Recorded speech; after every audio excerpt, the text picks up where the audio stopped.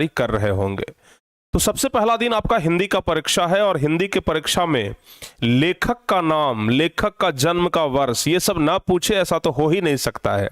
अगर ऑब्जेक्टिव में आप देखेंगे तो आपको अधिकांश प्रश्न लेखक से ही संबंधित मिलेंगे और लेखक वाला प्रश्न बच्चों को अक्सर गलती हो जाता है। तो भाई आप लोगों को हम इसके पहले वाले वीडियो में बता दिए थे कि लेखक का नाम याद करने का ट्रिक क्या है, कि कौन से चैप्टर का लेखक कौन है, उसका नाम हम लोग कैसे याद रख सकते हैं। इसका ट्रिक तो आप लोग को ऑलरेडी बताया गया है और लाखों बच्चों तक वो वीडियो भी पहुंच गया है, लाखों बच्चों उस वीडियो को देख भी लिए हैं। लेकिन बच्चों का अब एक सवाल और उत्पन्न हो रहा था कि गुरुजी लेखक का जन्म और मृत्यु का साल कैसे याद करें, लेखक का जन्म कब हुआ, लेखक का मृत्यु कब हुआ। अब भाई देखो एक बात तो कहते हैं, लेखक का मृत्यु तो बहुत कम ही पूछता है परीक्षा में, लेकिन जन्म की अगर बात किया जाए तो जन्म तो भाई बार बार पूछता है। बताइए इनका जन्म कब हुआ, उनका जन्म कब हुआ, बार बार लेखक का जन्म पूछता है। तो कम से कम प्यारे बच्चे हम लोगों को जन्म तो जरूर याद रखना होगा, लेकिन हम यहां पर लेखक का जन्म और मृत्यु दोनों आपको बताने वाले हैं। तो चलिए ये वीडियो आपके लिए बहुत ही ज्यादा शानदार होने वाला है और पहला दिन के परीक्षा में ही ये बहुत ही ज्यादा काम करेगा। पहला दिन के परीक्षा में इतना बढ़िया से काम करेगा कि आप लोग कहिएगा कि सर अगर ये चीज, ये वाला वीडियो आज अगर नहीं देख करके जाते तो बहुत बड़ा हमसे आज मिस्टेक हो जाता। चलिए प्यारे बच्चे हम लोग क्लास को शुरू करते हैं और बिहार बोर्ड मैट्रिक परीक्षा के लिए ये शानदार ट्रिक हम लोग देखते हैं, और ट्रिक ऐसा जो जीवन भर स्टूडेंट ना भूले, ठीक है ना। अगर 5 साल के बाद आपका कोई छोटा भाई भी अगर मैट्रिक का तैयारी करेगा ना तो आप उसे ट्रिक बता सकते हैं कि लो भाई जन्म का, ये लेखक का जन्म और मृत्यु का साल याद नहीं होता है, इस वाले ट्रिक से याद कर लेना, तुरंत याद हो जाएगा, ठीक है ना। तो चलिए वही ट्रिक प्यारे बच्चों आपको हम बताते हैं, और जो बच्चे इसके पहले वाला वीडियो नहीं देखे उनको थोड़ा बहुत समझ आ जाएगा कि लेखक का नाम याद करने का ट्रिक कौन सा है। चलिए हम क्लास को आगे बढ़ाते हैं, और हाँ क्लास को आप लोग शेयर जरूर कर दीजिएगा अपने सभी दोस्तों के बीच में, अपने व्हाट्सएप ग्रुप में हर एक जगह पर क्लास को शेयर जरूर करिएगा, और अगर ये ट्रिक अच्छा लगे तो वीडियो को लाइक जरूर कर दीजिएगा। हाँ लेकिन इस क्लास को शुरू करें, ये ट्रिक आपको हम दें उससे पहले हम आपको बता दें कि हो सकता है कि बहुत सारे ऐसे बच्चे हो जिनको ये ट्रिक अच्छा ना लगे, हो सकता है कि बहुत सारे बच्चे ऐसे हो जिनको ये ट्रिक बहुत अच्छा लगे, तो संभावना दोनों है। तो बस ये ट्रिक बस इसलिए है ताकि चीजें याद हो जाए, आसानी से याद हो जाए, समझ गए ना। और अगर ये चीजें आसानी से आपको याद हो जाएंगी तो हमारे लिए बेहतर ही है। बाकी ट्रिक तो भाई अपना मन से उपजता है, अपना मन से बनता है, चाहे कुछ भी रहे कुछ भी कह लें, बस ट्रिक के माध्यम से हमको ये याद रखना है। तो अगर आप लोग ट्रिक आपको अच्छा लगे तो उसको फॉलो करिएगा, अगर ट्रिक अच्छा ना लगे, अगर इससे भी आसान ट्रिक अगर आपके पास है याद करने का या फिर पहले से याद किए हुए हैं तो वहां से भी आप लोग कर सकते हैं।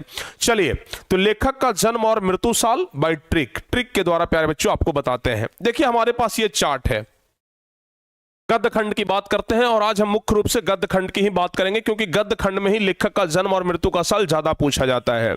95% मामले में ऐसा होता है जिसमें जन्म का साल पूछा जाता है।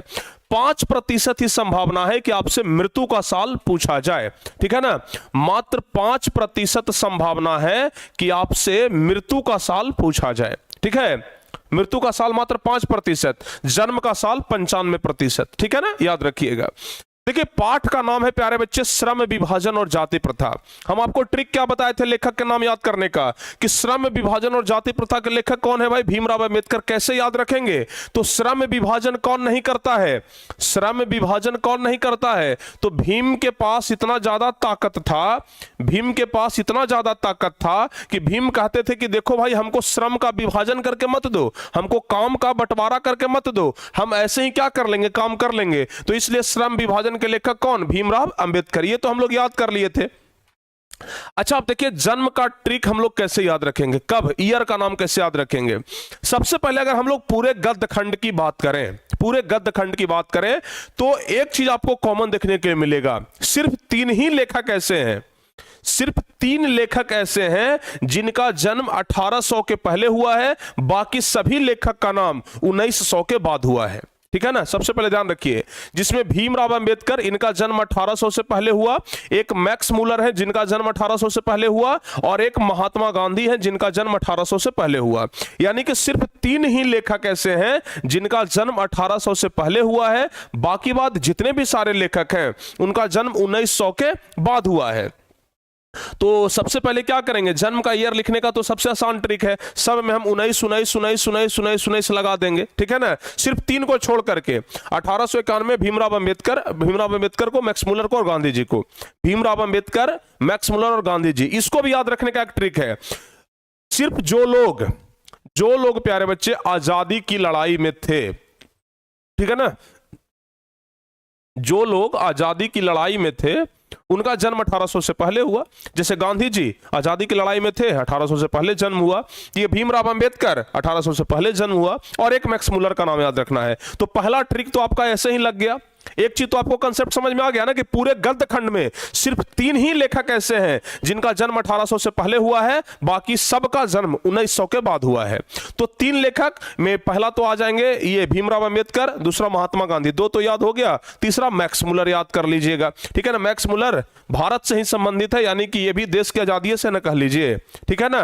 तो ये प्यारे बच्चे 3 लेखक 1800 से पहले, बाकी सब 1900 के बाद। तो एक चीज तो कॉमन है, 19 हम सब में लगा देंगे, देख लीजिए 19 सब में लगा देंगे। अब बस हमको 2 अंक याद रखना है, ठीक है। अब हमको ओनली टू डिजिट याद रखनी है, यानी कि यहां पर इसके बाद 2 अंक, इसके बाद 2 अंक, इसके बाद 2 अंक, इसके बाद 2 अंक, मतलब आप देख रहे हैं सब में 19 लगा हुआ है। सिर्फ अब हमको 2 अंक याद रखना है, तो खेला बच गया है अब सिर्फ 2 अंक का। अब हमें ये 2 अंक कैसे याद रखना है, और इसी के लिए प्यारे बच्चे ये ट्रिक बनाया गया है कि आप इस ट्रिक की मदद से ये 2 अंक याद रख सकते हैं। तो एक चीज तो याद हो गया ना कि सिर्फ 3 लेखक ऐसे हैं जिनका जन्म 1800 से पहले हुआ, एक भीमराव अंबेडकर, दूसरा महात्मा गांधी और तीसरा मैक्स मुलर, और बाकी सबका जन्म 1900 के बाद हुआ है। अच्छा अब देखिए, अब आपको हम ट्रिक समझाते हैं। जैसे है भीमराव अंबेडकर, ट्रिक क्या, कैसे याद रखेंगे कि इनका जन्म 1891 में हुआ है, कैसे याद रखेंगे, इसका एक ट्रिक है। देखिए आमतौर पर अगर कोई नॉर्मल व्यक्ति है तो उसका वजन अगर 18 साल में हम लोग निकालेंगे तो बड़ी तो 50-60 किलो होगा। अगर कोई एक नॉर्मल व्यक्ति है, नॉर्मल बच्चा, जैसे आप ही लोग, आपका उम्र हो सकता है 14-15 साल रहे, 18 साल वाले लोगों का उम्र कितना होगा, 18 साल वाले उम्र के लोगों का वजन कितना होगा, 40, 50, 60 किलो, 70 किलो। लेकिन भीम का शरीर चूंकि बहुत विशालकाय था, भीम का शरीर बहुत विशालकाय था, और इसलिए भीम जो है वो 18 साल में ही 91 किलो के हो गए थे, ठीक है, याद रहेगा। भीम जो है वो 18 साल में ही कितने किलो के हो गए, 91 किलो के हो गए। ऐसे ही भीम नहीं थे, नॉर्मल आदमी 18 साल की उम्र में 50-60 किलो के होता है, लेकिन भीम जो थे वो 18 साल की उम्र में ही 91 किलो के हो गए, ठीक है। तो याद रह जाएगा ना, भीम 18 साल की उम्र में 91 किलो, तो 1891, ठीक है। ये आपका पहला चैप्टर का ट्रिक लग गया। 18 साल की उम्र में 91 किलो, तो जवाब हो गया 1891, याद रहेगा। चलिए अब अगर बात किया जाए कि मैक्सिमम एक आदमी कितने किलो तक, मैक्सिमम एक आदमी कितने साल तक भीम बना रहेगा जी, बूढ़ा हो जाएगा तैयो उसको भीमे जैसा ताकत रहेगा, नहीं ना, 50, 55, 56 साल तक बहुत तो रहेगा, तो भीम जैसा शरीर उसका रहेगा, भीम जैसा ताकत रहेगा, तो मैक्सिमम 56 साल तक, ठीक है। तो मैक्सिमम 56 साल हम मान करके चलते हैं, ठीक है ना, 56 साल तक। तो 18 साल की उम्र में 91 किलो वजन हुआ, तो 1891, और 56 साल तक क्या वो भीम के जैसा एकदम कार्य करते रहा, तो एकदम 1891 और 1956। पहला ट्रिक यहीं से समझ में आ जाएगा। थोड़ा सा इस पर और विचार आप लोग करिएगा और बेहतर समझ में आएगा। अब देखिए दूसरा चैप्टर है 20 के दांत। 20 के दांत याद करने का ट्रिक क्या बताए थे 20 के दांत किसमें पाया जाता है, सांप में। 20 के दांत पाया जाता है सांप में, और अगर सांप काट लिया तो आपका शरीर जो है वो पूरा पड़ जाएगा नीला, नलिन से हो गया नीला, समझ गए ना, तो सांप नीला हो जाएगा। अब जरा देखिएगा, अगर सांप काट लिया ना, एक चीज तो कॉमन है कि सब में 1900 होगा, अब 1916 होगा कि 17 होगा कि 20 होगा कि 27 होगा, ये सब तो याद करना है।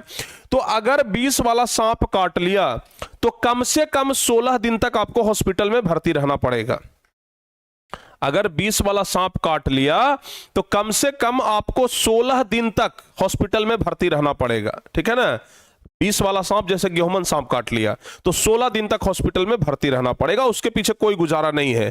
तो 1916 हो गया, ठीक है ना, 19 तो हमारा कॉमन था, सब में है, और बाकी हो गया 16। याद रखिएगा 20 वाला सांप काटेगा ना तो 16 दिन तक हॉस्पिटल में भर्ती रहना है। तो ये बाबू 16 दिन तक, ठीक है ना। अच्छा एक चीज देखते होंगे, सांप जब काटता है ना तो काट करके वो उलट जाता है, उलटता है तब उसका दांत निकलता है। तो सांप काट के उलट जाता है, तो उलटन हमको उल्टाना है। यहां पर क्या है, 16